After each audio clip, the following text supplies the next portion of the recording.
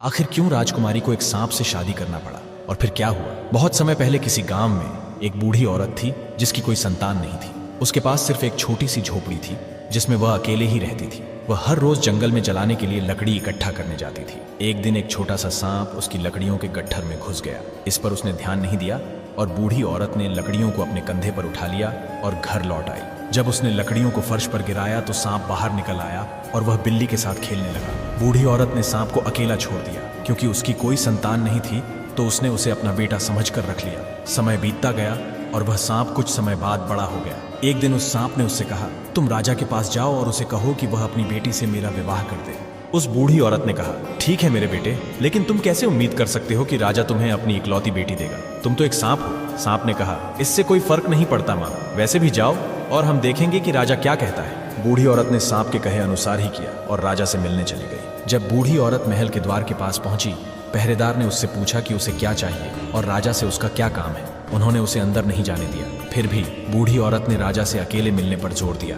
आखिरकार पहरेदार ने उसे जाने की अनुमति दे दी। वह राजा के पास गई और उससे कहा, मैं इस बात से बहुत शर्मिंदा हूँ, लेकिन मैंने आपसे पूछने का वादा किया था, इसलिए मैं पूछूंगी। मेरा बेटा एक सांप है और वह आपकी बेटी से शादी करना चाहता है। जब राजा ने यह सुना तो वह क्रोधित हो गया और उसने बूढ़ी औरत को सीढ़ियों से नीचे धकेल दिया, जिससे उसके पैर में चोट लग गई। वह लड़खड़ाती हुई घर लौटी और सांप को कोसने लगी, क्योंकि अब वह अपंग हो गई थी। सांप ने उससे कहा, अपने पैर की चिंता मत करो, मैं इसे ठीक कर दूंगा, लेकिन तुम्हें अभी हार नहीं माननी चाहिए। फिर सांप ने एक अंगूठी निकाली, उस पर फूंक मारी और कहा, बूढ़ी औरत का पैर ठीक हो जाए। तुरंत उसका पैर ठीक हो गया। अगली सुबह सांप ने बूढ़ी औरत को फिर राजा के पास भेज दिया और वही हुआ। लात घूंसों और पिटाई के बाद उसने कसम खाई कि वह फिर कभी महल में पैर नहीं रखेगी। तीसरे दिन सांप ने उससे कहा, आखिरी बार फिर से राजा के पास जाओ और विवाह का प्रस्ताव रखो। बुढ़िया पहले तो अनिच्छुक थी, लेकिन सांप ने वादा किया था कि यह आखिरी बार है, इसलिए वह राजा के पास वापस गई। बूढ़ी औरत राजा के पास पहुंची और बोली, महाराज, मुझे अपने बेटे के लिए आपकी बेटी को पत्नी के रूप में लेना होगा, अन्यथा मैं बहुत बड़ी मुसीबत में पड़ जाऊंगी। राजा ने हंसते हुए कहा, मैं अपनी बेटी को कुछ शर्तों के तहत तुम्हारे बेटे को दूंगा। कल तक तुम्हारी झोपड़ी मेरे जितनी बड़ी महल बन जानी चाहिए, तुम्हारे दरवाजे से मेरे दरवाजे तक का रास्ता रेशम से बना होना चाहिए और 400 सेवक घोड़ों पर सवार होकर प्रतीक्षा कर रहे होने चाहिए, जो धरती पर मौजूद हर रंग के कपड़े पहने हुए हों। अगर तुम कल सुबह तक यह सब कर सकती हो तो मैं अपनी बेटी की शादी तुम्हारे बेटे से कर दूंगा। बुढ़िया ने यह सब सुनकर चली गई। इस बार उसे लात घूंसे नहीं मारे जाने की खुशी थी। उसने सांप को बताया कि राजा ने क्या कहा था और सांप ने कहा, बस इतना ही, सब कुछ समय पर तैयार हो जाएगा। जब आधी रात हुई तो सांप ने एक अंगूठी निकाली और उस पर फूंक मारी और कहा, बुढ़िया की झोपड़ी राजा के महल से भी बड़े महल में बदल जाए, हमारे दरवाजे और राजा के दरवाजे के बीच का रास्ता रेशम से बन जाए और हर रंग के कपड़े पहने हुए घोड़े पर सवार 400 सेवक हमारी आज्ञा का इंतजार करें। इतना कहते ही झोपड़ी एक भव्य महल में बदल गई। बुढ़िया और राजा के महल के बीच रेशम का रास्ता बन गया और 400 सेवक घोड़ों पर हर रंग के कपड़े पहने महल के चारों तरफ से पहरा देने लगे। जब सांप ने अपना काम पूरा कर लिया तो वह सोने के लिए लेट गया। अगली सुबह जब राजा उठे तो उन्होंने खिड़की से बाहर देखा तो एक बहुत बड़ा शानदार महल दिखाई दिया। यह देख राजा आश्चर्य में पड़ गए कि यह किसका महल है। उन्होंने अपनी पत्नी को बुलाया और उससे पूछा, क्या यह वास्तव में एक महल है या मेरी आंखें मुझे धोखा दे रही हैं? उसकी पत्नी ने उत्तर दिया, हाँ स्वामी, यह एक महल है। कल वहाँ एक झोपड़ी थी जो एक बूढ़ी औरत की थी। तब राजा को उन शर्तों की याद आई जो उसने बूढ़ी औरत से रखी थी और वे दोनों अपनी बेचारी बेटी के भाग्य पर विलाप करने लगे। अब उसे सांप से शादी करनी होगी क्योंकि उन्होंने अपना वचन दिया था और उसे तोड़ नहीं सकते थे। इधर सांप शादी के लिए उत्सुकता से तैयार होकर घोड़े पर सवार अपने सैनिकों के साथ चल दिया। राजा दुखी मन से राजकुमारी और सांप की शादी करवा दिया। विवाह संपन्न होने के बाद जब सांप राजकुमारी के कक्ष में गया तब राजकुमारी सांप को देख डर के मारे चिल्ला उठी। राजकुमारी के डरने से सांप अपनी त्वचा उतार दी और इतना सुंदर युवक बन गया कि वह पूरी तरह से अभिभूत हो गई।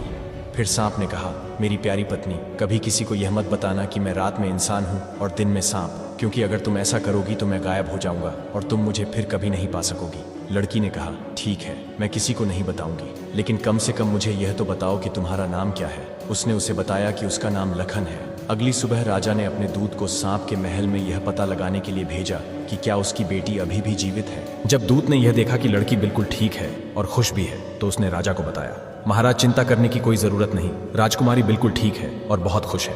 यह सुन राजा को संदेह हुआ और उसने जो सुना था उस पर विश्वास नहीं किया। अगले हफ्ते राजा ने अपनी बेटी और सांप को दोपहर के भोजन पर आमंत्रित करने के लिए एक नौकर भेजा। जब उसकी बेटी और दामाद आए तो लड़की की मां रोते हुए कहा, ओह मेरी बेचारी बेटी, हमने तुम्हें इतना दुख दिया है, तुम कितनी दुखी हो। लेकिन लड़की ने जवाब दिया कि वह बहुत भाग्यशाली महसूस करती है। कुछ दिनों बाद शहर के दूसरे हिस्से में एक भव्य विवाह समारोह होने वाला था, जिसमें राजा और उसकी बेटी को आमंत्रित किया गया था। सांप ने अपनी पत्नी से कहा, तुम जाओ, मैं आज शाम को आऊंगा, ताकि किसी को पता न चले कि यह मैं हूँ जो मनुष्य में बदल गया हूँ। और याद रखो, तुम जो जानती हो उसे किसी को मत बताना, क्योंकि अगर तुम ऐसा करोगी तो तुम मुझे फिर कभी नहीं देख पाओगी। लड़की अकेली विवाह समारोह में चली गई, और जब रात हुई तो सांप ने अपनी खाल उतारी और एक सुंदर युवक बनकर चल दिया। जब दोनों वहां पहुंचे तो सभी लोग आश्चर्य से खड़े हो गए, क्योंकि उन्हें लगा कि कोई देवदूत अभी अभी आया है। जब दोनों वहां पहुंचे तो सभी लोग आश्चर्य से खड़े हो गए, क्योंकि उन्हें लगा कि कोई देवदूत अभी अभी आया है। थोड़ी देर बाद वह इतनी खूबसूरती से नाचने लगा कि सभी लोग आश्चर्य में खड़े रह गए और सोचने लगे कि वह इस दुनिया का कोई प्राणी नहीं है,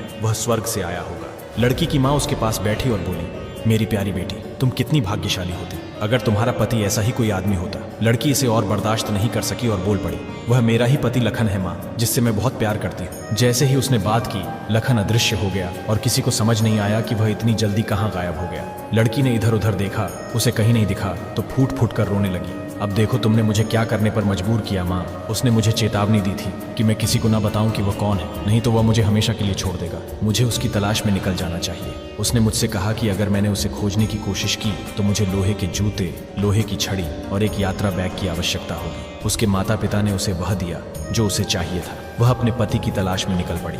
वह बिना कुछ खाए पिए कई दिन और रात घूमती रही, फिर भी उसे कुछ पता नहीं चला। थके हारे चलते चलते उसे एक रहस्यमयी बुढ़िया मिली। उसने कहा, सूर्यदेव के पास जाओ, उनको जरूर मालूम होगा कि तेरा पति कहाँ है। लड़की चलते चलते सूर्यदेव के पास पहुंची और उनसे सारी घटना बताते हुए कहा, हे सूर्यदेव, मैं अपने पति लखन को ढूंढ रही हूँ, क्या आपने अपनी यात्रा के दौरान उसे कहीं देखा है? सूर्यदेव ने उत्तर दिया, नहीं पुत्री, मैंने उसे कहीं नहीं देखा, लेकिन जाकर चांद से पूछो कि क्या उसने तुम्हारे पति को रात में देखा है। बेचारी राजकुमारी अपने रास्ते पर चलती रही। कई दिन और रात भटकते भटकते आखिरकार चंद्रदेव के पास पहुंच गई और रोते रोते चंद्रदेव से सारी घटना सुनाई।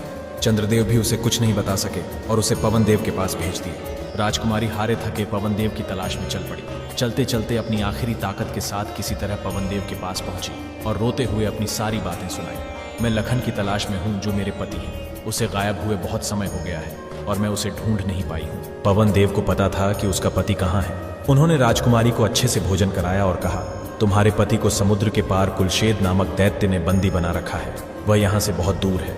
लड़की ने उनसे विनती की, मुझे उन्हें ढूंढना ही होगा, चाहे वह कितनी भी दूर क्यों ना हो। मैं आपसे विनती करती हूँ पवन देव, कृपया मुझे अपने साथ समुद्र के पार ले चले। पवन देव ने कहा, मैं तुम्हें अपने साथ ले जाना चाहता हूँ, लेकिन मुझे डर है कि तुम रास्ते में गिर जाओगे, क्योंकि मैं बहुत तेज हूँ। लड़की ने उन्हें आश्वस्त किया कि मैं नहीं गिरूंगी, कृपया मुझे अपने साथ ले चलिए। पवन देव को राजकुमारी पर दया आ गई और उसने उसे अपनी पीठ पर उठा लिया और कहा, मेरे बालों को पकड़ो और नीचे मत देखो, नहीं तो तुम्हें चक्कर आ जाएगा।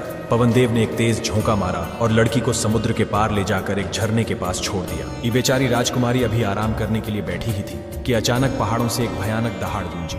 झरने के पास कुलशेद प्रकट हुआ और राजकुमारी को देखते ही खुशी से उछलने लगा। उसने राजकुमारी को पकड़ लिया और उसे अपने घर ले गया, जहां लखन को बंदी बनाकर रखा था। जब दैत्य ने राजकुमारी को पकड़ के अपने घर लाया तो लखन ने अपनी पत्नी को तुरंत पहचान लिया, लेकिन कुछ कहने की हिम्मत नहीं हुई, क्योंकि वह कुलशेद से डर गया था। यह सुनिश्चित करते हुए कि कुलशेद को पता न चले, उसने अपनी अंगूठी एक जग में फेंक दिया, ताकि राजकुमारी को पता चले कि वह यहाँ है और यह काम करेगा। जब वह जग को धो रही थी तो अंगूठी उसके हाथ में आ गई और उसने तुरंत पहचान लिया कि यह उसके पति की अंगूठी है। और जब वे एक दूसरे से मिले तो उन दोनों ने एक दूसरे को नहीं पहचानने का अभिनय किया, क्योंकि दैत्य उन दोनों को खा जाता। दोनों को बातें करते हुए दैत्य चुपके से सुन लिया कि ये दोनों पति पत्नी हैं। दैत्य ने यह सोचकर उन दोनों को खूब खिलाया ताकि बाद में वह उन्हें एक एक करके खा सके। एक दिन दैत्य ने राजकुमारी से कहा, जब मैं रात के खाने के लिए वापस आऊंगा तो मुझे किसी इंसान का मांस पका हुआ चाहिए, और अगर ऐसा नहीं हुआ तो मैं तुम्हें खा जाऊंगा। बेचारी राजकुमारी सोच रही थी कि क्या करे।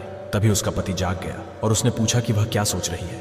उसने उसे दैत्य के आदेशों के बारे में बताया और कहा कि वह सोच रही है कि उनका पालन कैसे करे।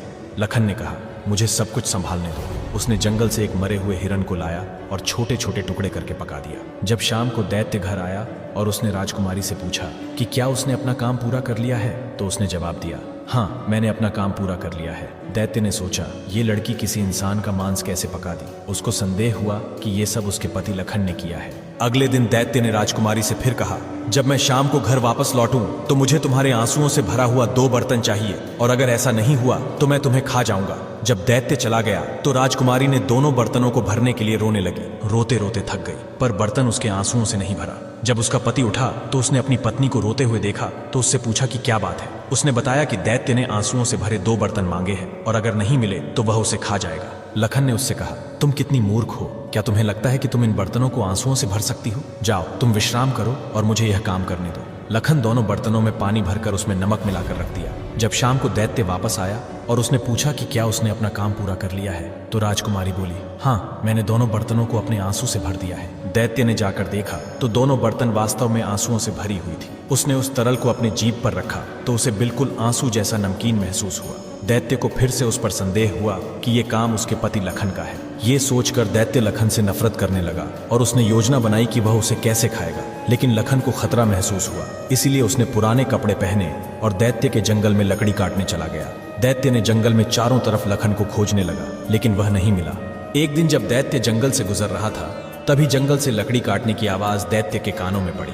भागते हुए उस आदमी के पास आया और गुस्से में उससे बोला, मेरे जंगल में लकड़ी क्यों काट रहा है? उस आदमी ने बोला, हे दैत्य महाराज, मैं एक गरीब आदमी हूँ और एक युवक के लिए ताबूत बना रहा हूँ जो अभी अभी मरा है। दैत्य ने पूछा, वह युवक कौन था? आदमी ने बोला, एक बहुत ही सुंदर लड़का था, बिल्कुल किसी राजकुमार जैसा, और उसका नाम लखन था। जब दैत्य ने सुना कि लखन मर गया है तो वह बहुत खुशी से उछलने लगा और उसको बिल्कुल संदेह नहीं हुआ कि जो आदमी लकड़ी काट रहा था वही लखन है। आदमी ने पूछा, क्या तुम उस लड़के को जानते हो? दैत्य ने उसे सारी बातें बताई कि कैसे उसे बंदी बनाकर रखा था। दैत्य ने उससे बात करते करते ताबूत के अंदर चढ़ गया। जैसे ही दैत्य ताबूत के अंदर चढ़ा, लखन ने तुरंत ताबूत को बंद कर उसमें आग लगा दिया। जब उसने ये सुनिश्चित कर लिया कि दैत्य जलकर राख हो गया है तो वह घर लौट आया और अपनी पत्नी से सारी बातें बताई, और फिर उन्होंने अपना सारा सामान लेकर खुशी खुशी वापस अपने महल चलाए। दोनों महल में खुशी से रहने लगे और लखन, जो कभी श्राप के कारण सांप था, अब वो इंसान के रूप में आ गया। दोस्तों, ये कहानी आपको कैसी लगी कमेंट बॉक्स में जरूर बताएं,